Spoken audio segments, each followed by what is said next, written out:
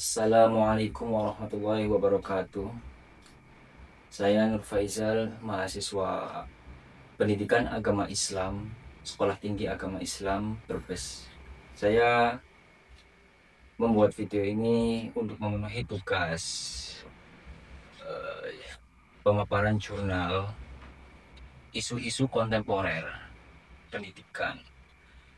Tapi kali ini Ibu dosen, Ibu Husnul Khotimah MPD, itu membebaskan kami membuat jurnal dan memaparkannya lewat video. Membebaskan dalam arti membebaskan temanya seperti itu. Dari Dasmu sampai Kau Yang Gelap, Rezim Prabowo tampaknya memang punya gaya komunikasi publik yang kasar dan berbahaya. Diksi Dasmu yang dilontarkan Prabowo saat Hut Gerindra kemarin jelas-jelas berkonotasi negatif bahkan cenderung kasar. Mental orang tertolol sedunia. Catat nih, orang yang cuman mental bilang bubarin DPR, itulah orang tolol sedunia. Bubarin DPR, kadang-kadang. Jadi kalau ada orang kok pandangannya zero mining, bagi saya itu goblok, goblok, goblok. Kita ini dulu waktu saya aktivis, waktu miskin, lihat mobil bagus kita marah, melempar aja ke mobil. Apalagi kalau pakai mobil pengawalan, paling benci saya. Paling benci saya. Begitu punya duit, bisa beli mobil bagus, enak juga barang ini. Dulu kita mau makan bakso aja boleh, sekarang makan bintang 5 boleh, enak juga barang ini. Dulu kita benci pakai pengawal, begitu jadi menteri ada pengawal, paten juga barang ini. Kira-kira.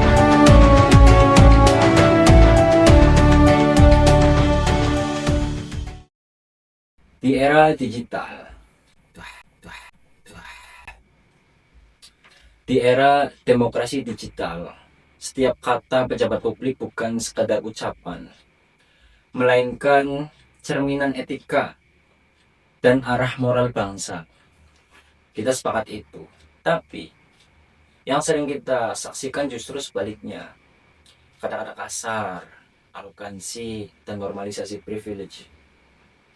Inilah yang menjadi fokus jurnal berjudul Krisis Keteladanan Pejabat Publik Indonesia.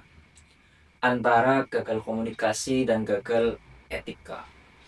Video ini akan membahas latar belakang, teori, metode, hasil analisis, serta solusi yang ditawarkan dalam jurnal ini untuk memahami bagaimana krisis etika pejabat publik berdampak pada kualitas demokrasi Indonesia. Ruang publik Indonesia kini dipenuhi oleh komunikasi politik yang jauh dari kesantunan. Politik sensasi lebih dominan daripada politik substansi. Pejabat publik seharusnya menjadi teladan moral. Namun, yang terjadi justru sebaliknya. Bahasa kasar, sikap arogan, dan pembelaan terhadap privilege kekuasaan.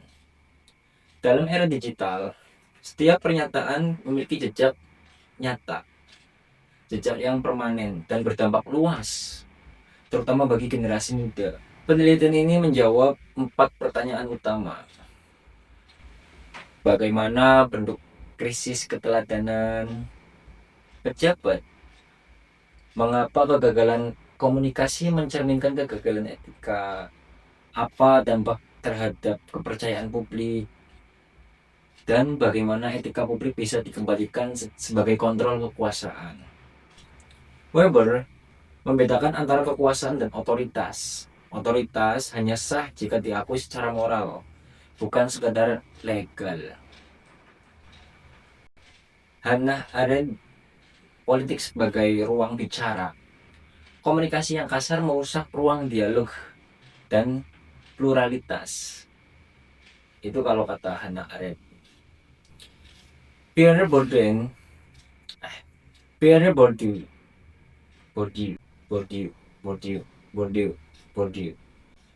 Bourdieu, kekerasan simbolik, bahasa digunakan sebagai alat dominasi.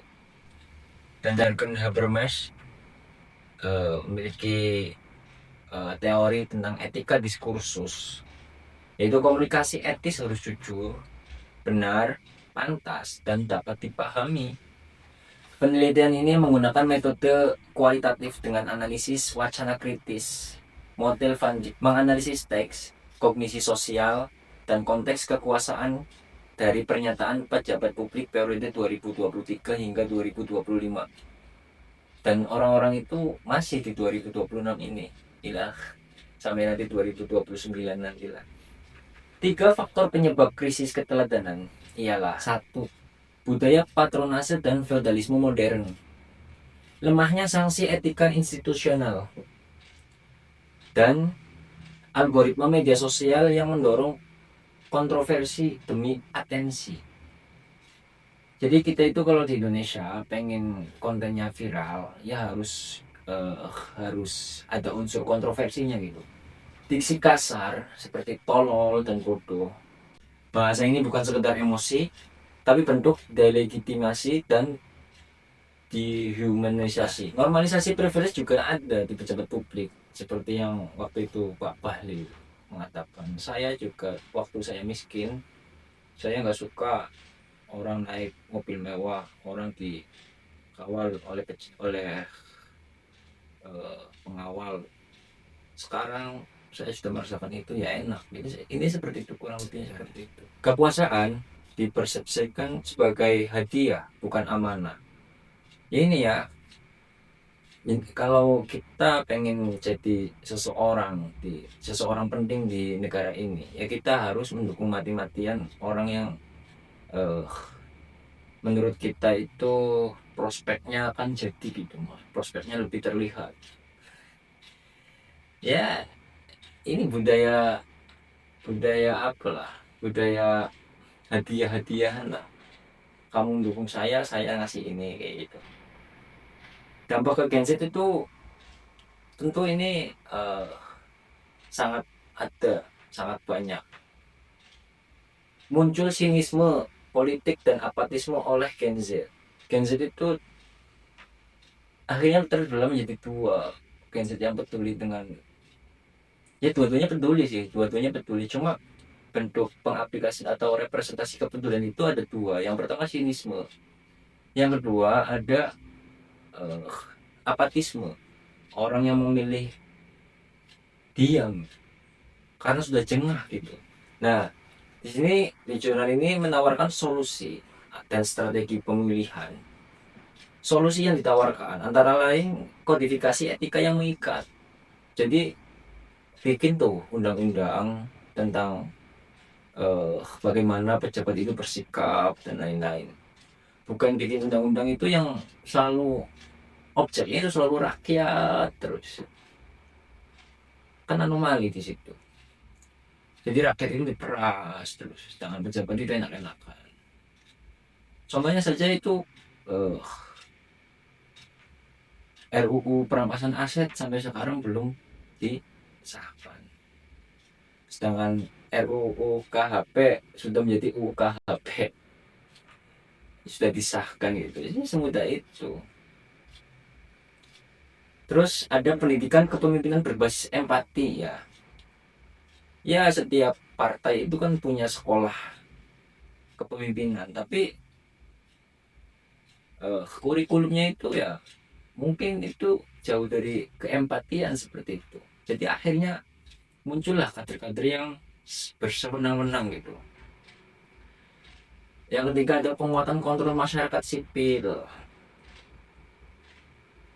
Kontrol masyarakat sipil dalam artian gini, ya kita jaga warga itu slogan yang kemarin sempat booming waktu Agustus 2025. Karena memang ada serangan yang masif dari non sipil ke masyarakat sipil gitu. Jadi di Indonesia negaranya itu di Indonesia itu katanya negara demokrasi, tapi nyatanya demonstran itu dibubarkan dengan cara-cara yang paling keji. Gas air mata, dilindas, dan bahkan adalah teror-teror yang sekarang ini ada. Nah, kesimpulan dari jurnal ini, krisis keteladanan bukan sekedar soal kata-kata, tetapi krisis moral struktural. Tanpa etika, demokrasi hanya sebagai prosedur kosong. Setiap kata adalah kebijakan, setiap sikap adalah pendidikan sosial. Mari kita tuntut etika, bukan sekedar kekuasaan. Itu saja dari saya. Kurang lebihnya mohon maaf. Wassalamualaikum warahmatullahi wabarakatuh.